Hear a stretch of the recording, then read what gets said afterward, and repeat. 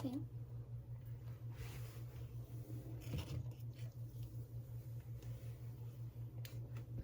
지난번에도 했었지만 법지문입니다. 우리 최근에 그 화펜에서 수업했을 때 법지문 하나 빡세게 했죠.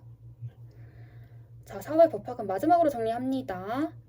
사회 현상의 제도적 차원을 다루는 분야인데 법이 하나의 존재로 입대요. 존재로서 말을 한다. 법리적 사고보다는 우리는 국어하는 거니까 언어적 차원의 이해를 할 건데 용어가 빡세게 나옵니다. 과학처럼 법도 우리가 평소에 쓰는 일상 용어가 아니라 그들이 새롭게 정의한 용어들 가지고 블록 맞추게 하듯이 문장을 써내니까요.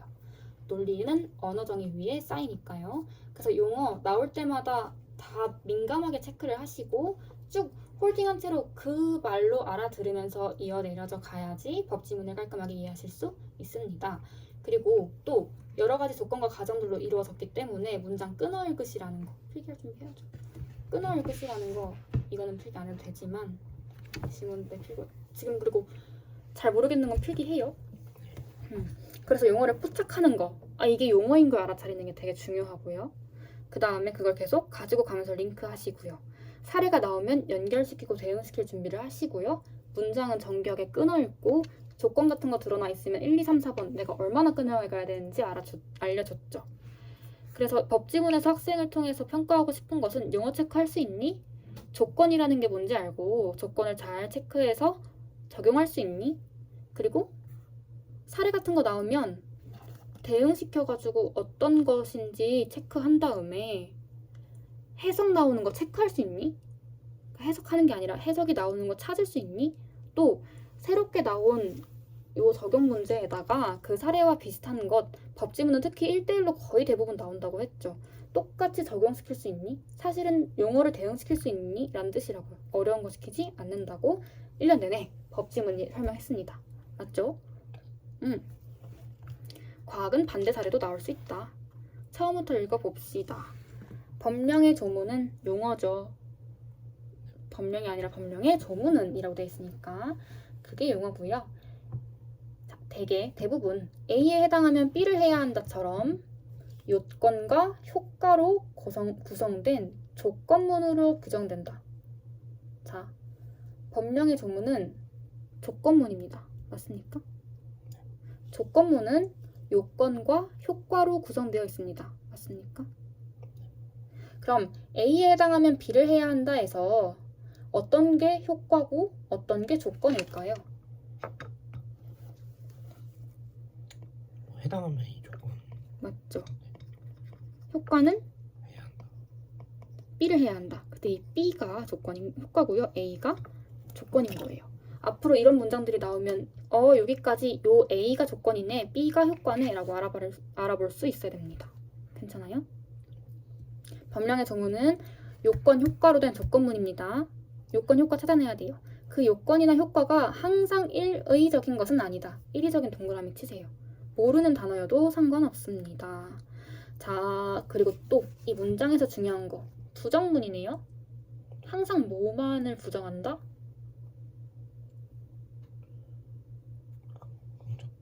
제일 작은 범위, 최소 범위만 부정한다고 했잖아요. 준서는 잘생긴 남자가 아니다.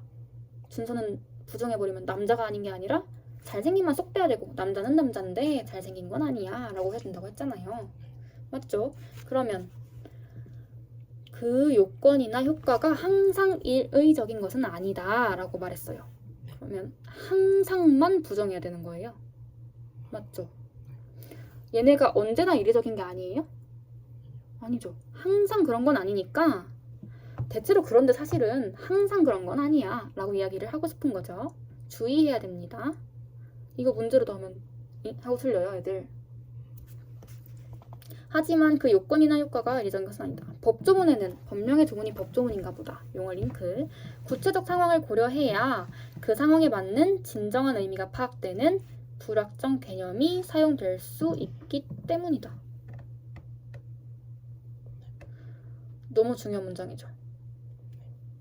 이리적인 것은 아닌 이유, 요인을 얘기해주고 있고요. 그 이유가 불확정 개념이 사용되기 때문이라고 알려주고 있죠.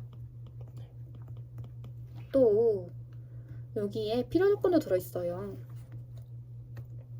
구체적 상황을 고려해야 그 상황에 맞는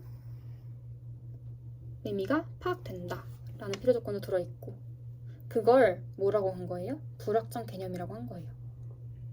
불확정 개념이란 구체적 상황 고려, 그래야 진정한 의미 파악. 그게 불확정 개념이라고요. 그게 법조문에 쓰인 게 문제라고요. 사용될 수 있는 거예요. 다 쓰인 게 아니라. 이것도 이리적인 게 항상 아니라는 것과 맥락이 같이 되고 있고요. 개인 간 법률 관계를 규율하는 민법 관형절로 표시해줬죠. 얘도 마찬가지 관형절로 용어 체크 할 수 있으면 됐고, 민법에서 불확정 개념이 사용된 예로 사례 나왔다. 손해배상 예정액이 부당히 과다한 경우에는 A에 해당하면, 그럼 A는 여기서 손해배상 예정액이 부당히 과다한 경우, 과다, 여기까지가 A가 되겠죠. 이게 조건이겠네요. 맞아요. 연결시킬 수 있었으니까 이제 있어야 합니다. 법원은 적당히 감액할 수 있다, 뭐뭐 해야 한다, 감액할 수 있다. 이게 B인 효과겠네요. 괜찮아요? 그거인 조문이라고 했으니까 맞네. 요건과 효과로 구성됐네. B를 들 수 있다, 예시로 할 수 있다죠. 이때 법원은 여기서 고려하는 대상, 주체, 해석하는 주체가 있어야 되죠. 그 주체가 법원인 거예요. 법원은 요건과 효과를 재량으로 판단할 수 있다. 재량이라는 용어를 체크해 봅시다. 요건이랑 효과는 뭔지 알았어요. 그러면 이 사람은 A, 손해배상 예정액이 부당히 과다한 거, 걔도 재량으로 판단할 수 있고, 감액하는 거, 그것도 재량으로 판단할 수 있다는 거네요. 그렇다는 것은 항상 같다는 거예요? 아니죠. 그럼 이리적이라는 거예요? 일의적이라는 거예요? 뭔지 모르겠지만 구체적 상황을 고려해야 그 상황에 맞는 진정한 의미가 파악되는 불확정 개념이 사용된 게 이리적인 것이 아닌 거의 요인이기 때문에 지금은 상황에 따라서 다른 거죠. 그럼 이리적인 게 아닌 거네요. 그렇게 파악할 수 있으면 돼요. 그리고 의미가 항상 같은 거, 한 개의 의미만 가진다는 것은 아니다라는 게 이 단어의 뜻이기도 하고요. 몰라도 풀 수 있다는 걸 보여주고 싶었던 거예요. 그러면 요 요건과 요 효과에는 어떤 개념이 쓰였겠어요?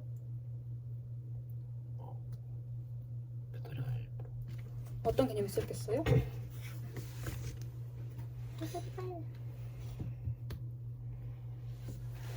상황에 따라 달라. 이리적인 거 아니야. 무슨 개념? 예외. 불확정 개념. 불확정. 불확정 개념이 쓰였겠죠. 네. 여기에 쓰였네. 재량이 들어가면 불확정 개념이 쓰인 거네. 그럼 이리적인 게 아니네. 이렇게 바로 갈 수 있어야 된다고. 네. 손해배상 예정액은 위약금의 일종이며, 여기 나와 있는 겁니다. 예. 네. 위약금의 일종이며 무슨 내용 나오겠어요? 불확정 개념 사용된 거 나오겠죠? 네. 계약 위반에 대한 제재인 위약벌도 위약금에 속한다. 위약금이라는 거에 두 가지가 다 속하네요. 또 위약금의 성격이 둘 중 무엇인지 증명되지 못하면 손해배상 예정액으로 다루어진다. 괜찮아요? 네. 만약에 1번, 2번일 수 있는데 1번이랑 2번 중에 뭔지 모를 때는 1번으로 본다는 거죠. 그러면 법원은 손해배상 예정액에 대해서만 재량을 판단할 수 있었으니까, 아직 정확히 판단하기는 어렵지만 둘 중에 뭔지 모르면 재량 쓸 수 있다라고 볼 수 있겠죠. 그렇죠? 다음 넘어가도 됩니까? 위약금은 두 가지가 있다. 채무자의 잘못으로 계약 내용이 실현되지 못하여 계약 위반이 발생하면 이로 인해 손해를 입은 채권자가, 채무자는 의무가 있는 사람, 채권자는 권리가 있는 사람이라고 생각하시면 되고, 손해배상 액수를 증명해야 그 액수만큼 손해배상금을 받을 수 있다. 필요 조건이죠. 손해배상금을 받기 위해서, 채권자가 손해배상금을 받기 위해서 해야 하는 것은 뭡니까? 액수를 증명해야 받을 수 있어요. 무슨 액수? 손해액수. 손해액수. 손해액수를 증명했다는 건 손해배상 예정액과 위약벌 중에서 위약금의 성격이 결정된 거예요? 증명된 거예요? 안 된 거예요?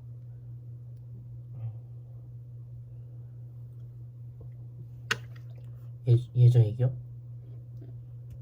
그러니까 위약금의 성격이 위약벌인지 네. 손해배상 예정액에 해당하는 건지. 네.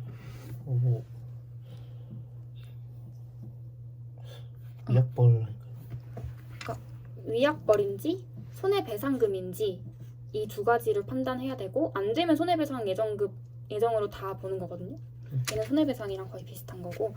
그러면 지금 둘 중에서 증명이 된 거죠. 위약벌이 아니라 손해배상금을 받을 수 있는 거니까, 위약벌이 아닌 다른 것으로 증명된 거니까 위약금의 성격이 증명된 거예요.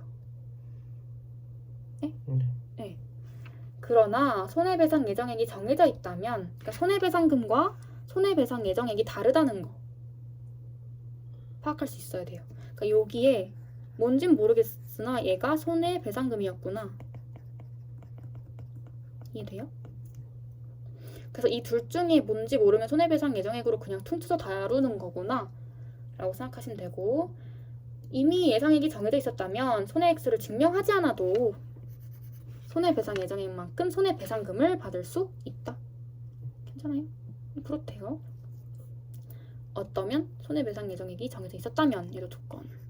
이때 손해액수가 얼마로 증명되든 손해배상 예정액보다 더 받을 수는 없다. 미리 정해져 있는 경우죠.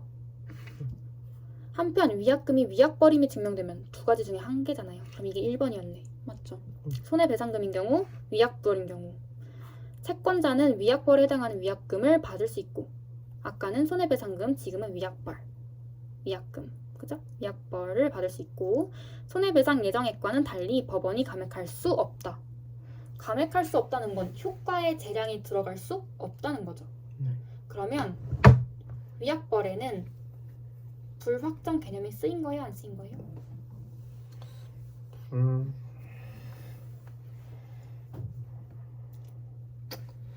위약.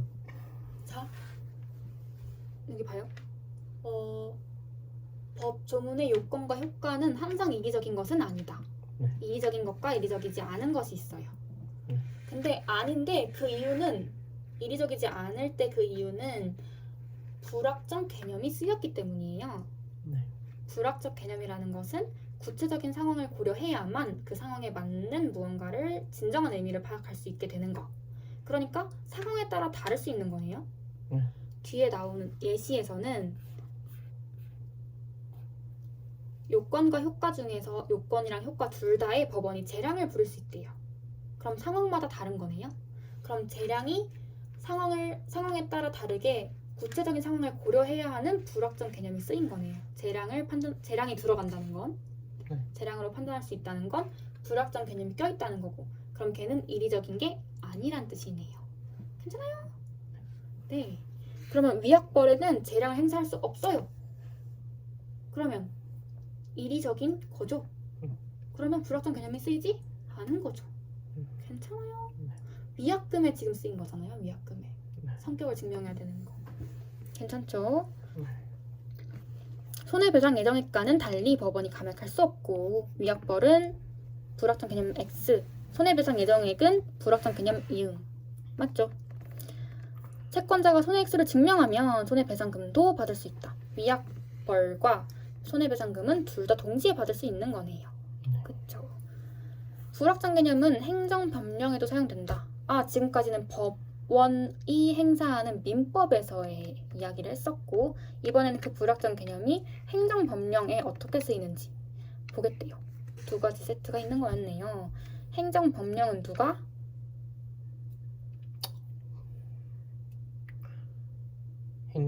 행정청이. 법원이 아니라 행정청이. 주체가 달라요. 구체적 사실에 대해 구체적 상황 고려해야 된다고 했으니까. 행하는 법 집행인 관양절로 행정작용이란 무엇인지 알려줬어요. 행정작용이 뭐예요? 구체적 사실에 행하는 법 집행. 행정청이 구체적 사실에 대해 행하는 법 집행. 괜찮죠? 행정작용을 규율한다 하고 했으니까 이 법령이 얘를 결정한다는 거죠. 법령상 요건이 충족되면 그 효과로서 행정청이 반드시 해야 하는 특정 내용의 행정작용은 요건이 뭐고 효과가 뭔지 알려준 거죠. 행정법령에 요건이 들어가 있고 그렇죠? 법령상 요건이 있고 그 효과는 행정작용이다. 맞아요. 반드시 해야 하는 경우 그 행정작용 중에서 기속행위라는 게 있는데 그거에 해당한다. 맞죠? 행정작용에 기속행위, 나중에 재량행위 나오잖아요. 반면 법령상 요건이 충족되더라도 그 효과인 행정작용이 구체적 내용을 고를 수 있는 재량이 행정청에게 주어져 있을 때, 즉 뭐가 쓰였을 때? 불확정 개념이 쓰였을 때, 즉 이리적인 의미가 아닐 때 요건과 효과가. 그쵸? 아까 법원은 요건이랑 효과 중에서 어디에 재량 부릴 수 있었어요? 효과요. 돌아가 봐요. 법원요.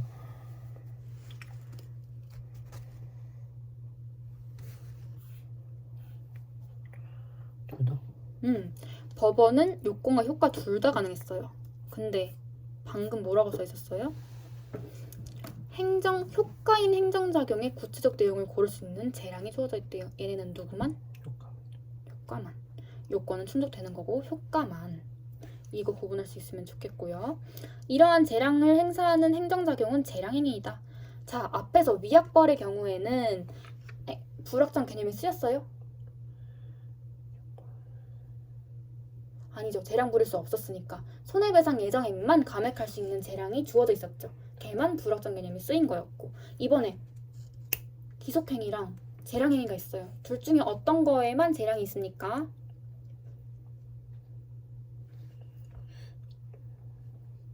기속행위 말고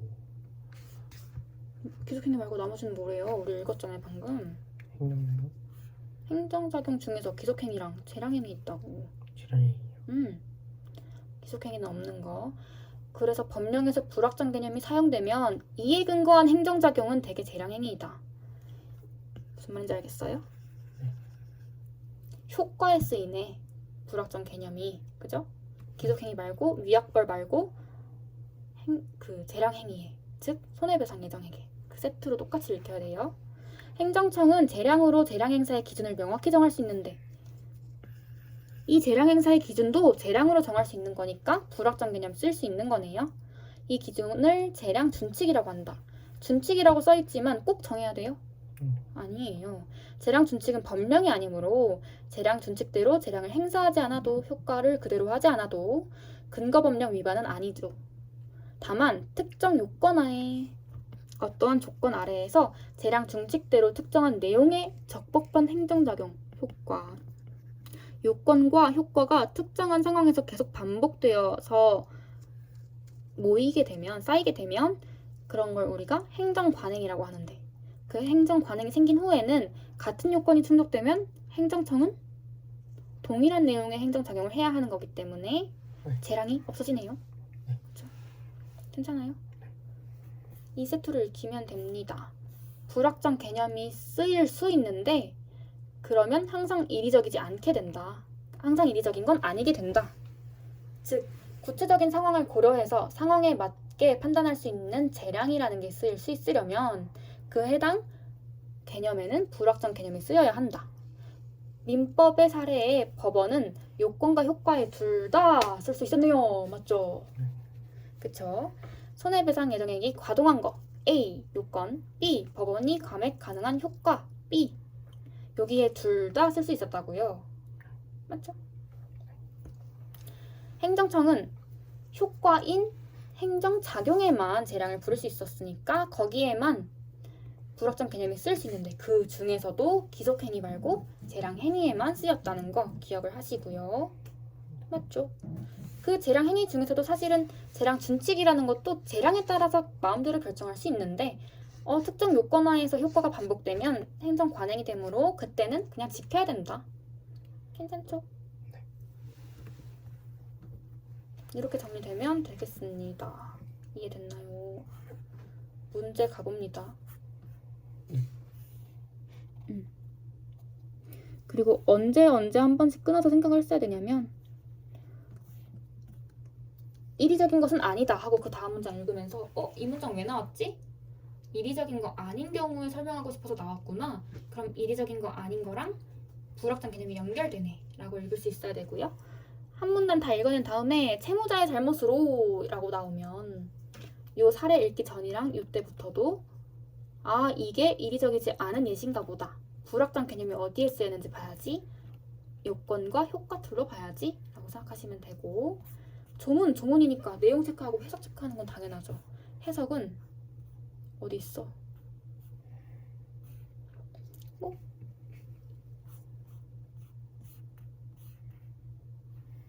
이런 거. 불확정 개념이 사용되면 이에 근거한 행정작용은 대개 재량행위이다. 왜? 이 예시 또는 이 내용 얘기 불확정 개념 때문에 하고 있었다는 거 짚어주는 거예요. 여기서도 한 번 더 끊고 우리 이 얘기 왜 읽고 있었지? 민법에서 뭐 어쩌고저쩌고 하는 게 문제가 아니라 법 조문에서 요건과 효과에 이리적이지 않은 경우, 즉 불확정 개념이 쓰인 경우 때문에 읽고 있었다는 거잖아요. 그걸 한 번 더 읽고 가야 합니다. 괜찮? 네. 문제 엄청 빨리 푸는 거 보여줄게요. 윗글의 내용과 일치하지 않는 것은 법령의 요건과 효과에는 모두 불확정 개념이 사용될 수 있다. 맞아요? 틀려요? 맞아요. 왜? 법원은 요건에도 쓸 수 있으니까. 법원은 불확정 개념이 사용된 법령을 적용할 때 효과란 뜻이죠. 용어입니다. 재량을 행사할 수 있다. 맞아요. 괜찮죠? 불확정 개념이 사용된 법령의 진정한 의미를 이해하려면 필요 조건 나왔네요. 뭐 해야 됩니까? 구체적 상황 봐야 됩니다. 맞죠? 불확정 개념이 사용된 행정 법령에 근거한 행정 작용은 재량 쓸 수 있죠. 그리고 이거는 효과죠. 재량행위인 경우보다 기속행위인 경우가 많다 땡. 이것만이잖아요. 써있는 그대로. 불확정 개념은 행정청이 행하는 법 집행 작용. 이거 뭐라고 했어요?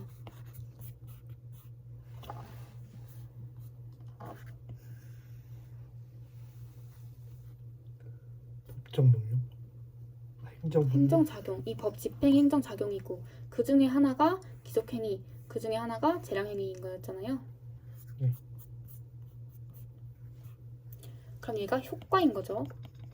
요건과 효과 중에 규율하는 법령과 개인 간의 계약관계를 구율하는 법률에 모두 사용된다. 자, 이 법령은 읽어낼 수 있어야 돼요. 무슨 법령?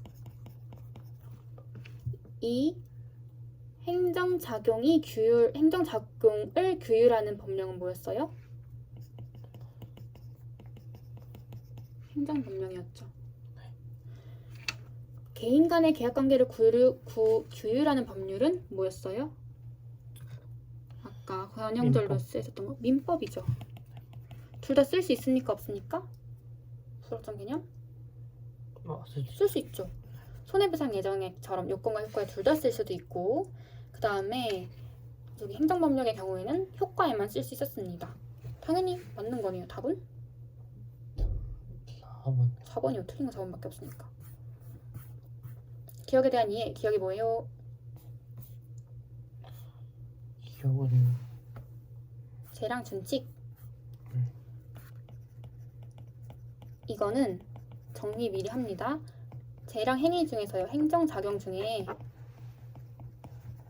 재량 행위가 있죠. 여기 이미 불확정 개념 쓸 수 있었죠. 이게 효과니까.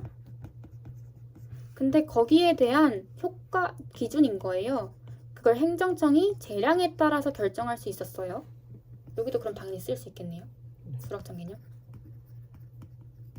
그런데 만약에 당연히 어겨도 되지만 행정 관행이라는 게 생겨버리면 특정 요건 하에 반복된 효과.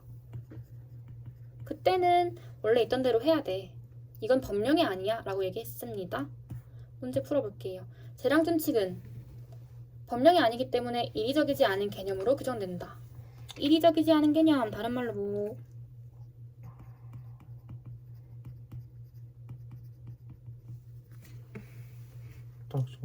법령이 아닌 건 맞는데요. 불확정 개념은 쓰일 수 있는 거고요. 그게 꼭 법령이 아니기 때문이 아니죠. 법령에도 쓰일 수 있기 때문입니다. 문장 자체가 틀렸어요. 고민할 것도 없이. 이해됨? 재량 준칙으로 정해진 내용대로 재량을 행사하는 행정작용은 기속행위이다. 맞아요? 아니요. 아니에요. 왜?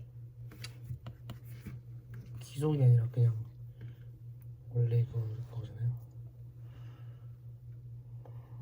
재량? 재량 행위 중에서 재량 행위의 기준을 마음대로 정한 게 재량 준칙이잖아요. 재량 준칙은 기속 행위랑은 아예 상관이 없습니다. 땡. 재량 준칙으로 규정된 재량 행사 기준은 이게 재량 준칙이라고요. 그죠? 반복되어 온 적법한 행정작용의 내용대로 정해져야 한다. 맞나요?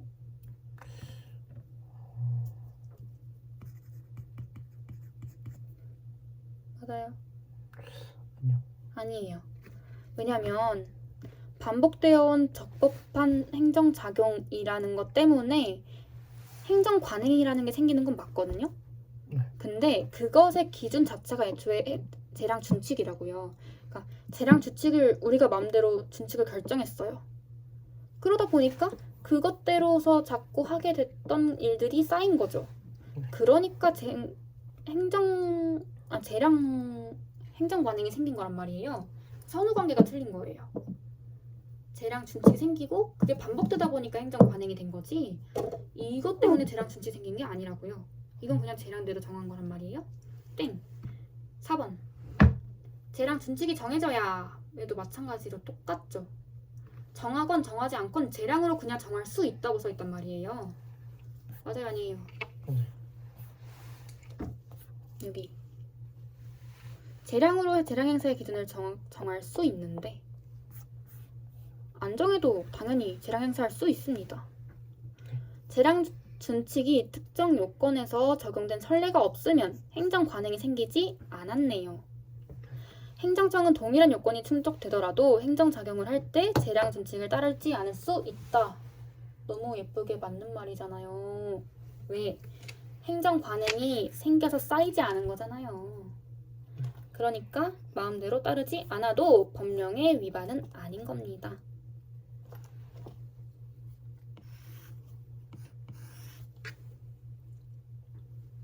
괜찮아요? 답은 5번. 윗글을 바탕으로 적용 문제 1대1 대응시키는 거 보여줄게요. 가장 적절한 것이니까 애매한 거 세모치고 넘어가십시오. 빡 집중!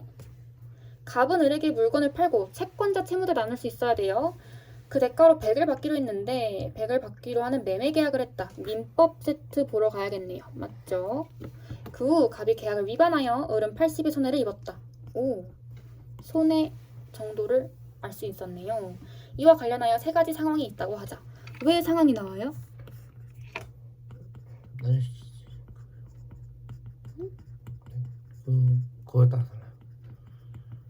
구체적 상황을 고려해야 진정한 상황에 대한 의미를 알 수 있는 상황에 대한 진정한 의미를 알 수 있는 불확정 개념에 대한 지문을 우리가 읽었기 때문이죠. 맞죠?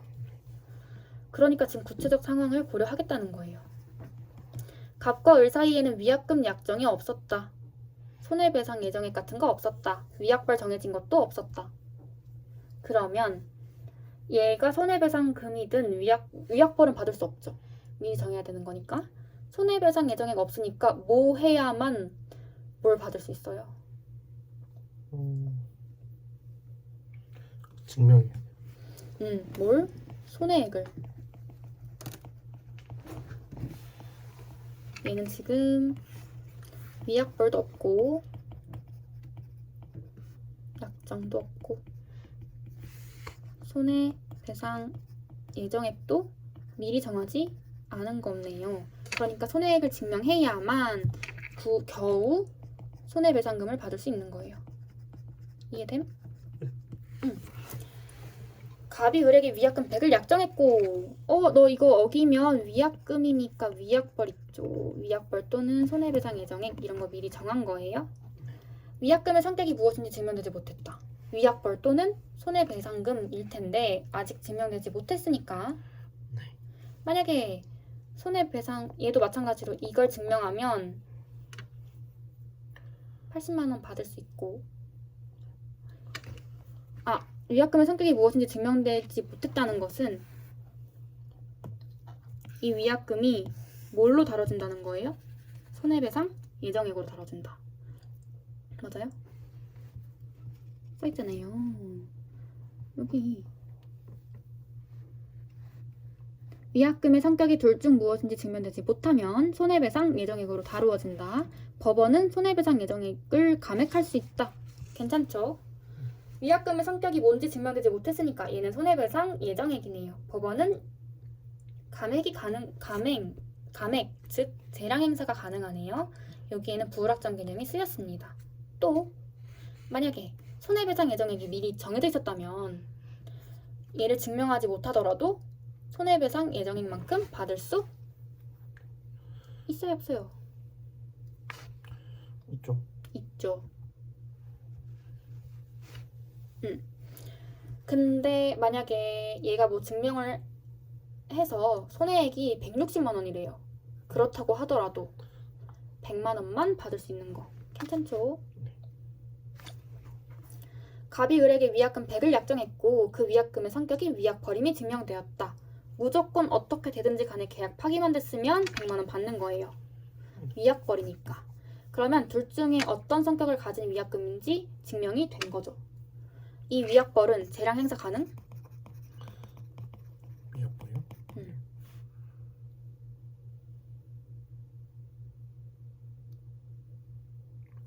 가능하죠. 가능해요? 안 되죠.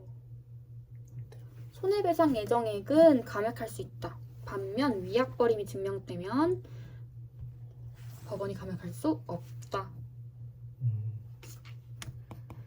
불확정 개념도 없다. 안 쓰였다. 그냥 100만 원 받는 거예요. 얘는 법원이 감액 가능. 얘는 법원이 감액 불가. 이거의 차이가 있는 거네요. 똑같이 100만 원 받는 건 정해져 있는 거예요. 손해배상 예정액으로 100만 원이 결정되어 있었기 때문에 둘 다 손해액수를 증명하지 못해도 100만 원 받는 건 똑같다고요. 근데 얘는 위약벌로 받고 얘는 손해배상 예정액으로 받는 거죠. 법원은 손해배상 예정액에만 불확정 개념이 쓰였기 때문에 재량으로 감액할 수 있어요. 그렇기 때문에 다와 나의 차이는 감액 불가, 감액 가능의 차이가 있다고요. 얘는 약정이 없었기 때문에 손해액을 증명해야만 손해배상금을 받을 수 있다. 거기까지 정리가 되면 되겠네요. 괜춘? 가에서 을의 손해가 얼마인지 증명되지 못한 경우에도 됐네요. 못 받아요. 나에서 을의 손해가 80임이 증명된 경우 손해배상금으로 성격이 증명이 된 거네요. 네. 맞죠? 갑이 을에게 100을 지급해야 되고 아니요 80만 주시면 돼요. 손해배상액만큼이라고 써있으니까요. 손해액수만큼이라고 써있으니까요. 나에서 을의 손해가 얼마인지 증명되지 못한 경우 됐고 어차피 돈 100만 원 받아요. 손해배상 예정액 때문에. 맞죠? 법원이 감액할 수 있습니다. 맞죠? 맞아요, 아니에요. 이거 손해배상 예정액이었잖아요. 감액할 수 있어요. 괜찮아요? 다에서 을의 손해가 80임이 증명된 경우 갑이 을에게 180을 증명해야 하고. 맞아요. 왜? 손해가 80임이 증명됐다는 건 손해배상금, 그러니까 위약금이 3개가 있잖아요. 위약벌. 둘 중에 하나도 증명이 안 되면 손배 예정액. 맞아요? 근데 지금 원래 위약벌로 정해진 거면 100만 원 무조건 줘야 된다면서요. 그리고 법원이 감액 못한다 했죠. 근데 또 만약에 거기에다가 손해까지 증명되면 손해배상금도 추가로 받을 수 있다. 써 있었죠? 그래서 180을 지급해야 하는 거 맞습니까? 네. 맞아요, 틀려요. 180 지급해야 되는 거 맞아요. 맞아요? 네.